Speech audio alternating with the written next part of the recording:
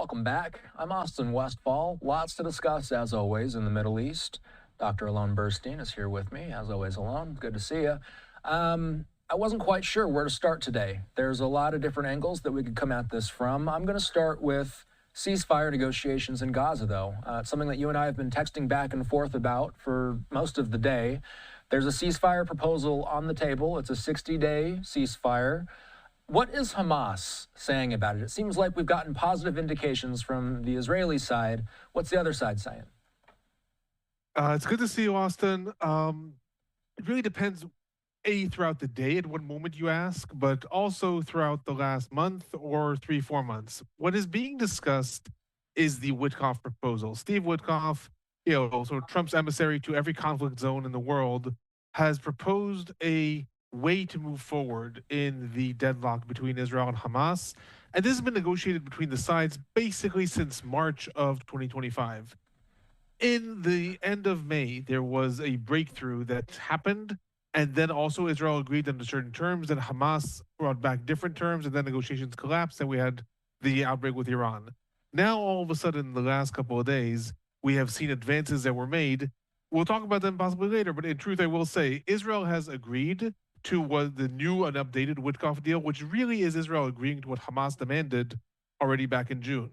So everyone is expecting, to a large extent, that Hamas is going to obviously come back and say yes, because Israel has agreed to the latest things that Hamas had wanted back in June. Now, a month later, Israel's all of a sudden prepared to say yes because of a lot of other things that have happened in the region. Some of the sticking points, however, are that Hamas had presented a series of things that were important to them in June. Israel has agreed to some, but the others are just not being brought up yet. Like in what has been published, at least in terms of what Israel has agreed to, Israel has agreed to phased release of the hostages throughout the 60 days. Israel has agreed to possibly more guarantees to continuing the truce and not returning to fighting.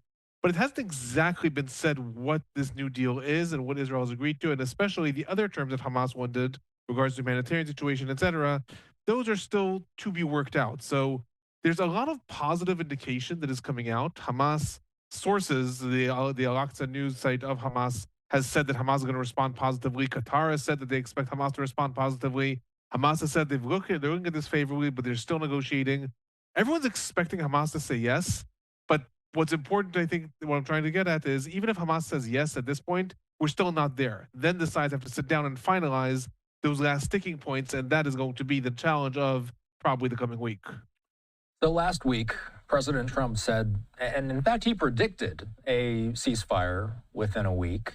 Now here we stand. So what kind of feeling, if we have any at all, how quickly could a ceasefire come at this point? What's the best case scenario?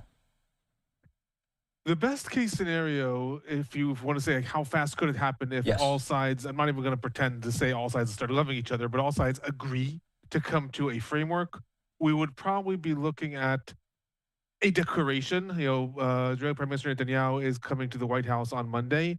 Possibly Trump will try to declare that the sides have agreed then, but realistically, we would probably not see anything happening until at least a week from now.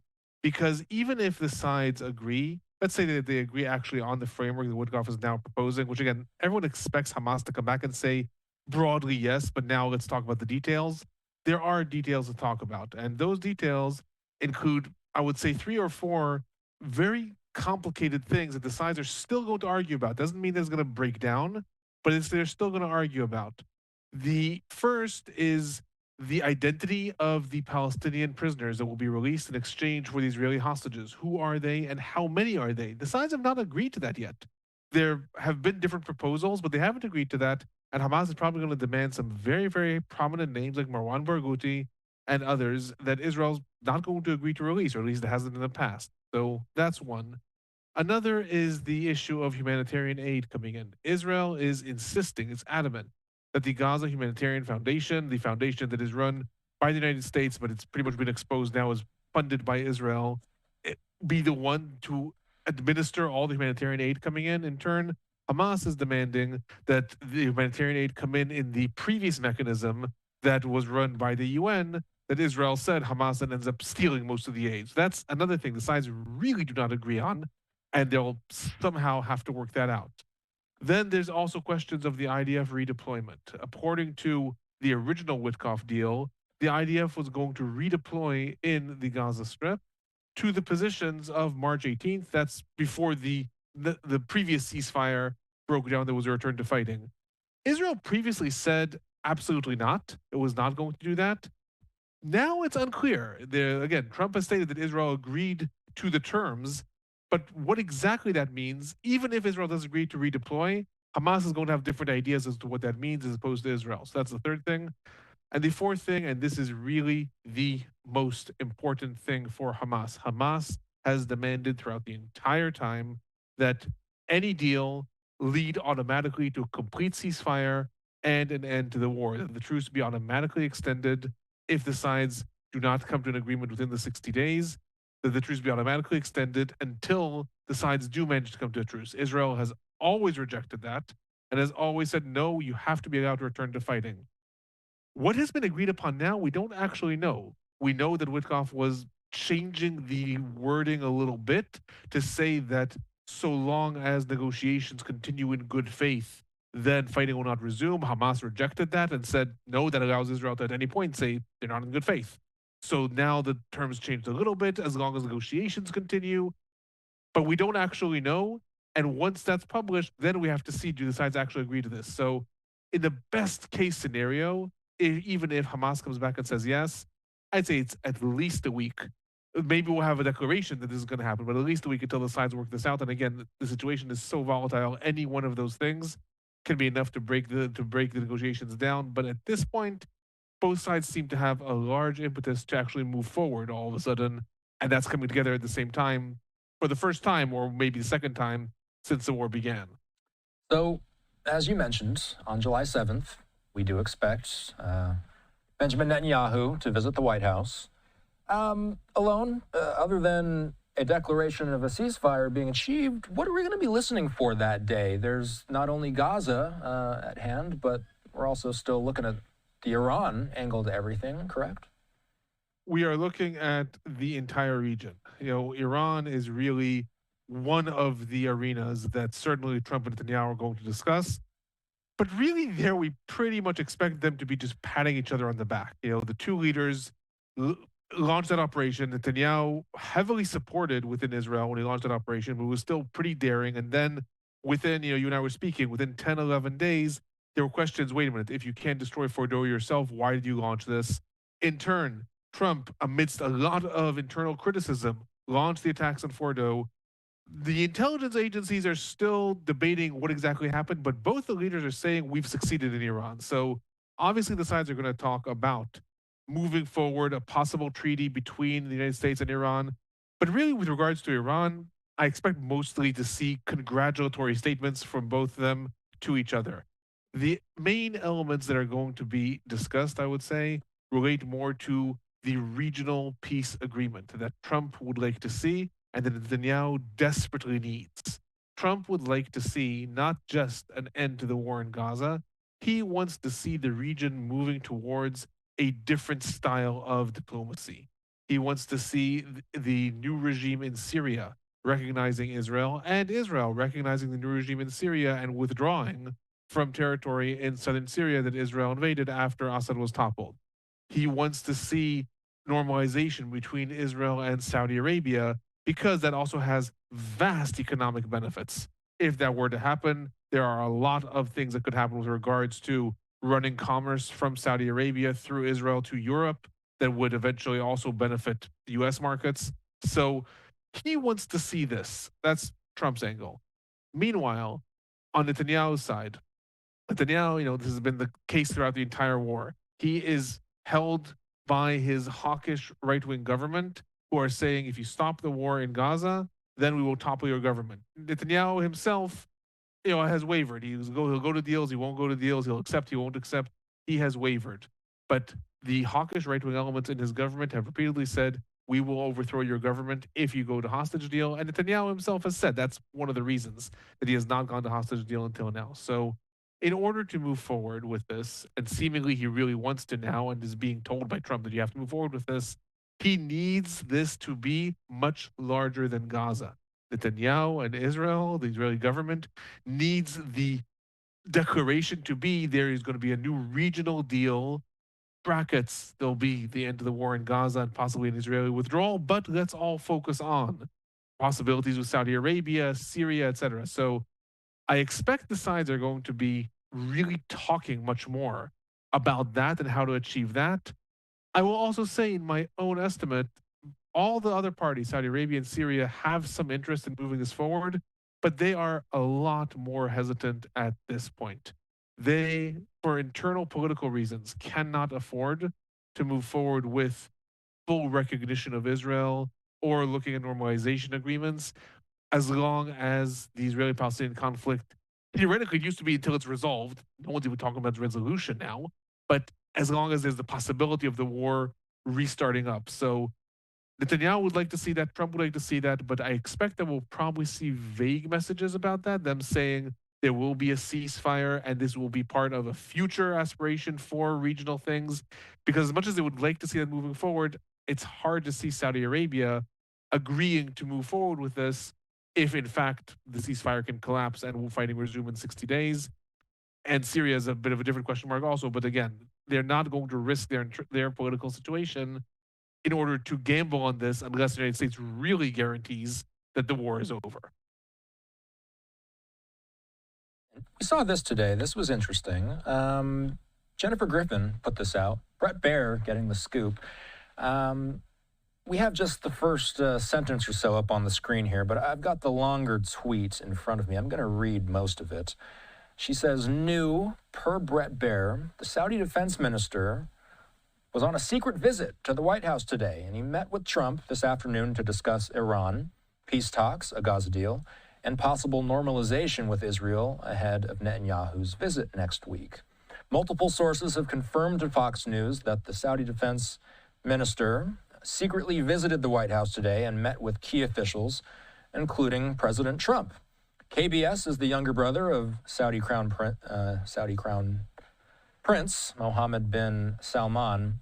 Alone, the Saudi defense minister meeting in secret at the White House today. Did this come as a surprise? I hesitate to use the word surprise because I could ask you every single day, was this a surprise to you? And nothing really surprises us at this point. But when you read that the Saudi defense minister came on a secret visit to Washington, did that surprise you? No.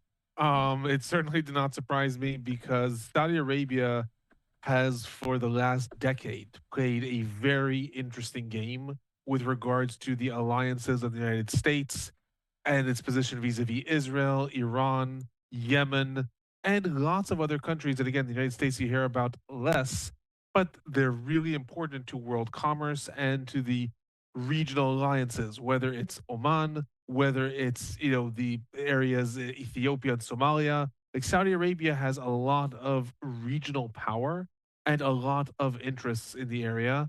And it really plays those interests with regards to the United States. On the one hand, it's a close U.S. ally. On the other hand, it also sees itself as, to some extent, a mediator between the United States and the Arab world and the Muslim world. And so it walks a very delicate balance. It's also important to remember that Saudi Arabia is Iran's great rival for leadership in the Muslim world. This goes back decades and to the division in the Islamic world between Sunnis and Shiites, with Saudi Arabia representing Sunnis in a specific version of Sunni Islam, the Wahhabites, whereas Iran represents the Shiites. And both have competed for domination of who is the leader in the Islamic world. So when rivalry between Iran and Israel and the United States grew more and more, Saudi Arabia was throwing its weight more and more with the United States and with Israel. Some reports even suggest that not only does Israel use Saudi airspace when it goes to carry out missions in the Middle East, there was a report that was published earlier today, excuse me, in the British Times that said that Saudi Arabia, sorry, not the British Times, Israel, that said that Saudi Arabia intercepted Iranian drones that were on their way to Israel during the last escalation. So the security connections is not political ties between Israel and Saudi Arabia, but the security connections between Israel and Saudi Arabia, and then the political connections that come in with the United States.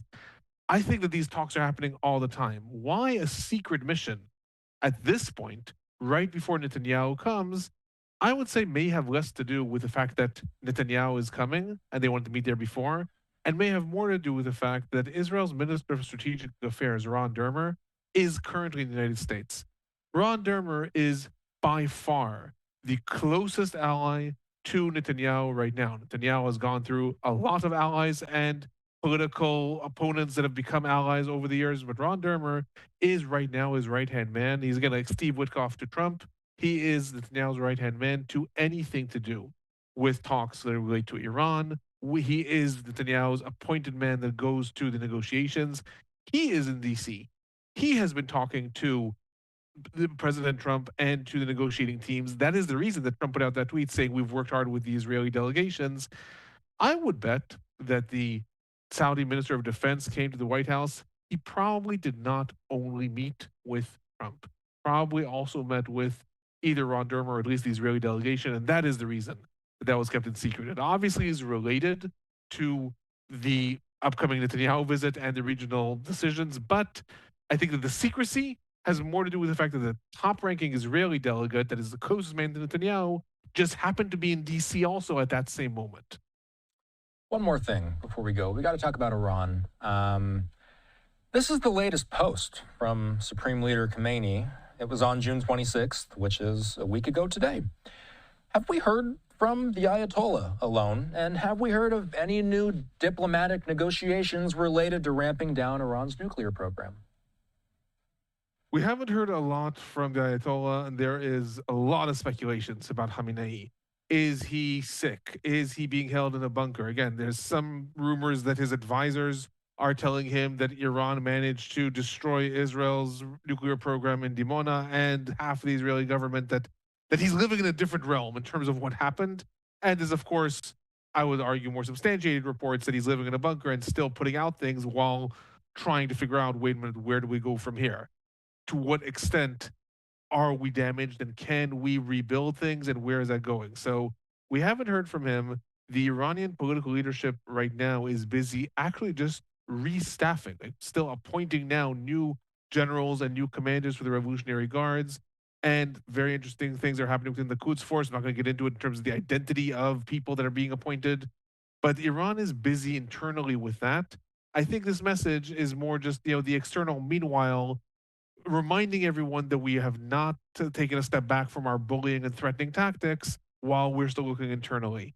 What is noteworthy is that it was just reported today that there's going to be a new meeting scheduled between Iran and the United States. Negotiations are reportedly going to happen in Oslo in order to restart the talks about Iran's nuclear program starting next week. There were reports about this already a week ago, that there's going to be new meetings, and then Trump gave a very surprising statement to some, I think when he was visiting the NATO conference, when he said that there will be talks with Iran, but maybe we don't even need a deal anymore, which again, I think is reflecting that Trump thinks that this is entirely destroyed, so maybe we don't even need a deal. That raised a lot of eyebrows and fears within Israel. I do think there's going to be this meeting. There are going to be talks. Again, it was reported that Ron Dermer has been talking with the U.S. officials about what Israel would like to see the red lines. We will see that meeting happen. It is probably not going to make as many headlines as anything else that's going to come out with regards to the regional deals, but it is something that Israel, Saudi Arabia, and all the other actors are looking at also as part of, I think, the U.S. sort of showing its investment in the region, right? When Trump came in, and especially with the other forces in the administration that we're talking about wanting to be more isolationist, I think Trump has shown that he is taking intervention more seriously with Iran. But there's always a fear in the region. What if Trump decides, now I'm tired of this, and starts pulling out? So I think the more that the United States is involved with Iran and may just enter negotiations because of that, it will reassure Israel and Saudi Arabia and other countries that possibly the United States is invested, and therefore they can move forward with these deals. That's speculation on my part, but we probably will see this meeting happen, I'm guessing, early next week. The always informative Dr. Alon Burstein joining us tonight. If you want to follow Alon on his personal YouTube channel, he does a great job. I can't, sometimes it's tough. Perfect, his personal channel. I'll take that little Freudian slip there. There you go. There you go. He has great recaps of the Middle East. He posts on his account regularly, and we can't thank you enough for staying up late for these hits, Alon. We'll see you sometime soon. Have a good night.